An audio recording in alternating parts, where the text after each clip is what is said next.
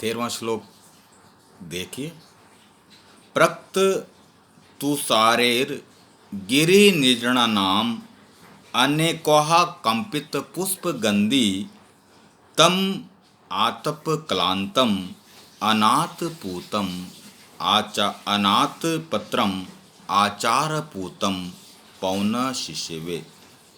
गिरि निर्जनानाम पर्वतीय झरनों के तुषारः प्रकृतः ओस या जल बिंदुओं के आर्द्र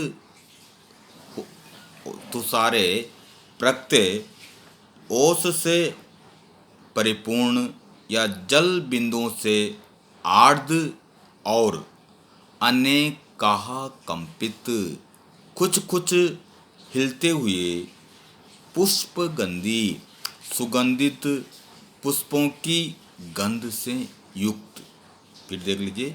गिरि निर्जनानाम पर्वतीय झरनों के तुषारे प्रकृतः जल बिंदुओं की आर्द्रता से युक्त अनोकाह कुछ हिलते हिलते कुछ कुछ हिलते हुए पुष्प गंधी पुष्पों की गंध से सुगंधित पौनः वायु के द्वारा।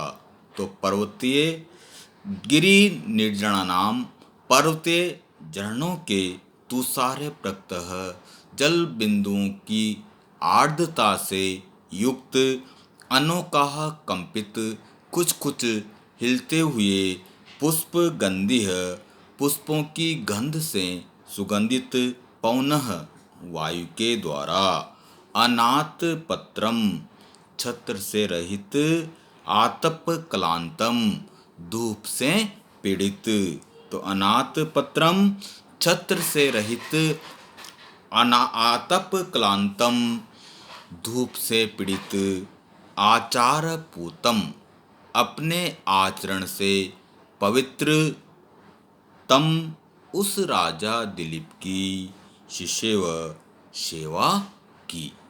तो गिरि निर्जनानाम पर्वतीय झरनों के तुषारे प्रकृतः जल बिंदुओं की आर्द्रता से युक्त और अनेकाह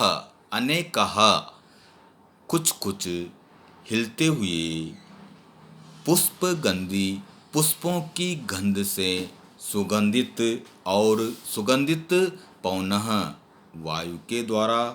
अनाथ पत्रम छत्र से रहित आतप क्लांतम धूप से पीड़ित आचार पूतम अपने आचरण से पवित्र तम उस राजा दिलीप की शिष्य व सेवा की।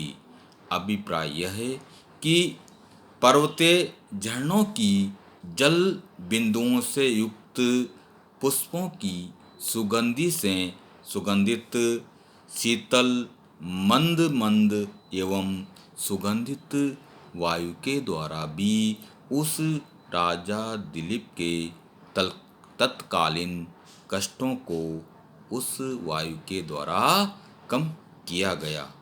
अब देखिए इसकी व्याकरण।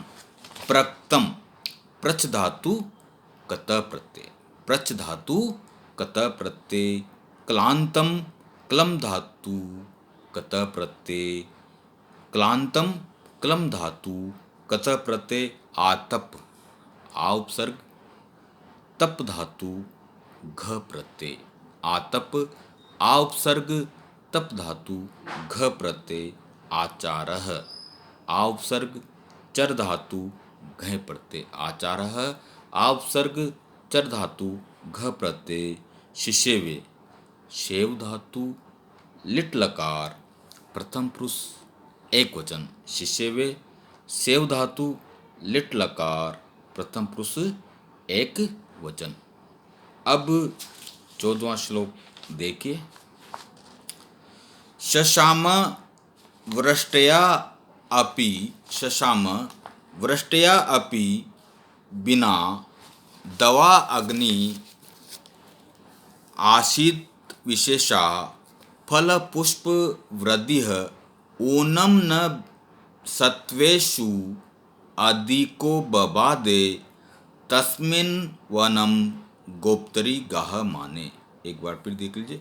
शशाम वृष्ट्या अपि बिना दवा अग्निर आसीद विशेषा फल पुष्प वृद्धि ओनम न सत्वेषु अधिको बबादे तस्मिन् वनम गोप्तरी गाह माने। गोप्तरी रक्षक, रक्षा करने वाला। गोप्तरी रक्षक, सभी की रक्षा करने वाला वह राजा दिलीप। तस्मिन उस वनम उस जंगल में गाह माने प्रविष्ट होने पर। तो गोप्तरी सबका रक्षक वह राजा दिलीप तस्मिन वनम उस वन में उस जंगल में गाह माने प्रविष्ट होने पर। वृष्ट्या अपि वर्षा के बिना भी, वृष्ट्या अपि करते वर्षा के बिना भी दवा अग्नि जो जंगल की जो अग्नि है शशाम शांत हो गई थी।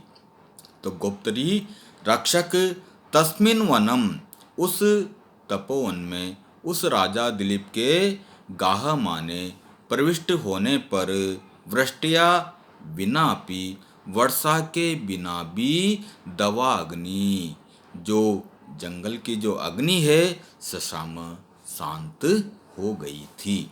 तो गोप्तरी रक्षक उस राजा दिलीप के तस्मिन वनम उस तपोवन में उस जंगल में गाह माने प्रविष्ट होने पर वृष्ट्या बिना भी वर्षा के बिना भी दवा अग्नि जंगल की जो अग्नि होती है वह शशाम शांत हो गई थी। फल पुष्प वृद्धि है, फल और पुष्पों में वृद्धि जो वृद्धि है विशेषा आशित अत्यधिक मात्रा में होने लग गई की हो गई थी, विशेष मात्रा में हो गई थी। तो फल पुष्प वृद्धि, फलों और पुष्पों की जो वृद्धि है विशेषा आशित अधिकता को प्राप्त हो गई थी। तो फिर देख लीजिए। गोप्तरी सबका रक्षक उस राजा दिलीप के तस्मिन वनम गाह माने उस जंगल में प्रविष्ट होने पर वृष्ट्या बिना भी वर्षा के बिना भी दवा अग्नि शशाम दवा अग्नि शांत हो गई थी। फल पुष्प वृद्धि, फल और पुष्पों की जो वृद्धि थी, फल और पुष्पों की वृद्धि भी अत्यधिक विशेषा आशित अत्यधिक मात्रा में होने लग गई थी। सत्वेषु, और सत्वेषु करते वन के प्राणियों में भी, सत्वेषु करते जंगल के प्राणियों में भी अधिक ऊन अत्यधिक जो शक्तिशाली सिंह व्याघ्र आदि ऊन न बबादे कमजोर प्राणियों को बाधा नहीं पहुंचाते थे।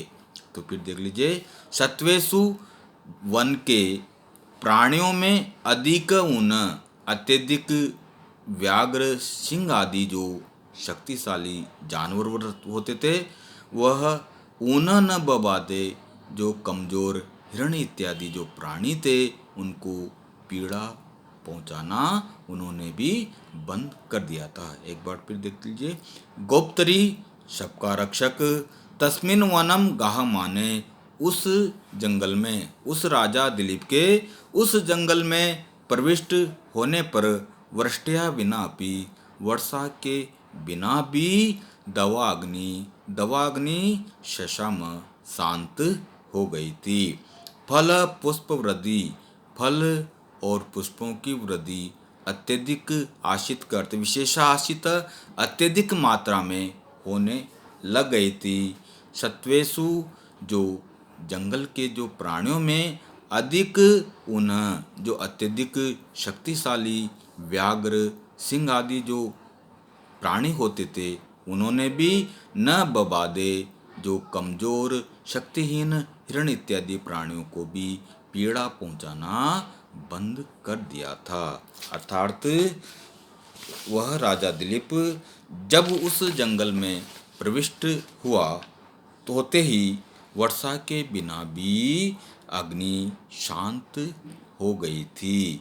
फल और पुष्पों की वृद्धि विशेष रूप से अर्थात प्रचुर मात्रा में होने लग गई थी तथा वन के प्राणियों में अधिक शक्तिशाली व्याघ्र, सिंह आदि जंतुओं ने भी दुर्बल प्राणी हिरण इत्यादियों को भी सताना या कष्ट देना छोड़ दिया था। इस प्रकार उस राजा दिलीप के जंगल में प्रविष्ट होने पर सभी प्राणी परस्पर आपस में स्नेहपूर्वक सौहार्द भाव से रहने लग गए थे। अब इसकी व्याकरण देख लीजिए। गाह माने गाह धातु सानच प्रत्यय, वृष्टया वृष धातु कतिन प्रत्यय, विशेषः वि उपसर्ग शिष्य धातु घय प्लस टाप प्रत्यय, शशाम शम धातु लिट लकार प्रथम पुरुष एक वचन, दवाग्नि दवस्य अग्निः षष्ठी तत्पुरुष समास।